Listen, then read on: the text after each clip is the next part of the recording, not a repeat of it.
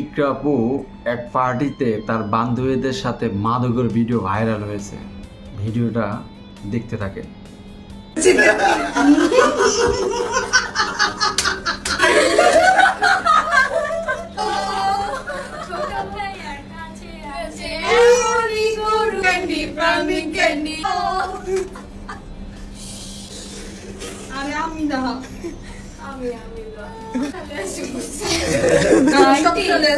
Video দেখেছেন?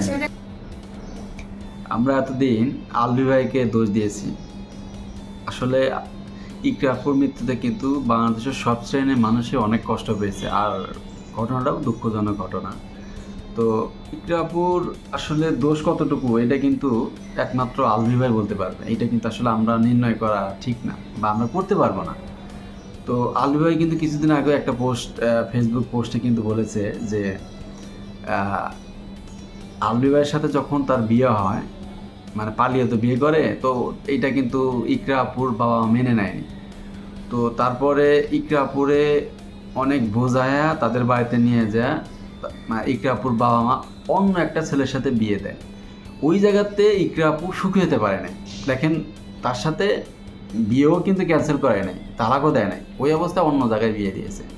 আবার ওখানে যখন সুখী হতে পারে নাই, তখন ইকরা আপু আবার আলবি ভাইয়ের কাছে এসে ক্ষমা চায়।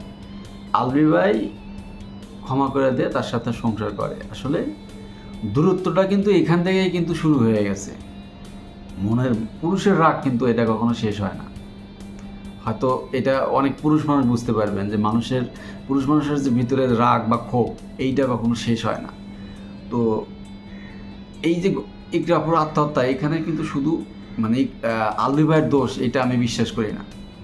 ইকরা আপুরও দোষ আছে। একটা মেয়ে মানুষ যদি মানে মাদকে আসক্ত হয়, বিভিন্ন পার্টিতে যারা মাদক গ্রহণ করে, এটা তো নিকৃষ্ট কাজ।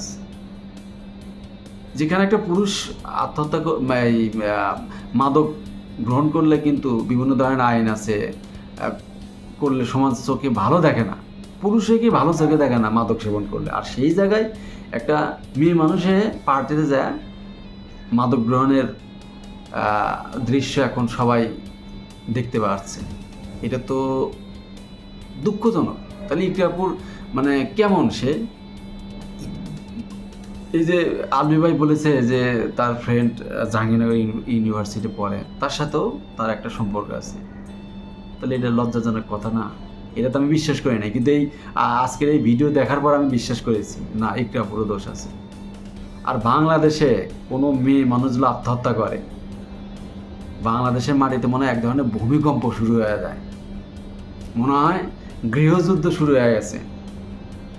সব মেয়ে মানুষ রাস্তায় নামে।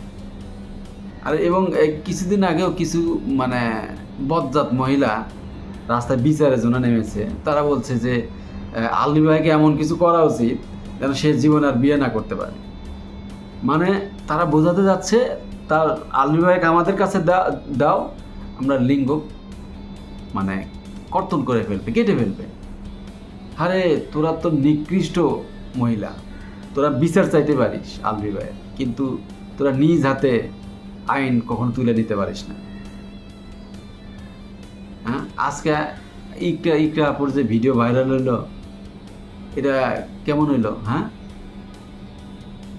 কোনো কিছু না জানে আসলে ইকরা আপুর কতটুকু দোষ, এটা একমাত্র বলতে পারবে হচ্ছে আলবি ভাই। এটা কেউ বলতে পারবে না। কিন্তু ইকরা আপু আত্মহত্যা করেছে, এটা অত্যন্ত দুঃখজনক, এটা কেউ মেনে নেবে না। আমারও কষ্ট লেগেছে, সবারই কষ্ট লেগেছে। কারণ এই জায়গায় দুজনেরই দোষ আছে, আলবি ভাইয়েরও আছে, ইকরা আপুর আছে। নাহলে এত সুন্দর একটা বউ থিয়াক কেন? তিথি একটা মেয়ে হইল, হ্যাঁ, নষ্ট একটা মেয়ে তিথি, তার পিছনে পিছনে যদি আলবি ভাই ঘোরে, তাহলে এটা এখানে কোনো কিন্তু আছে, এটা আমাদের বুঝতে হবে। ভালো থাকুক সকল বাবা মা, ভালো থাকুক সন্তান।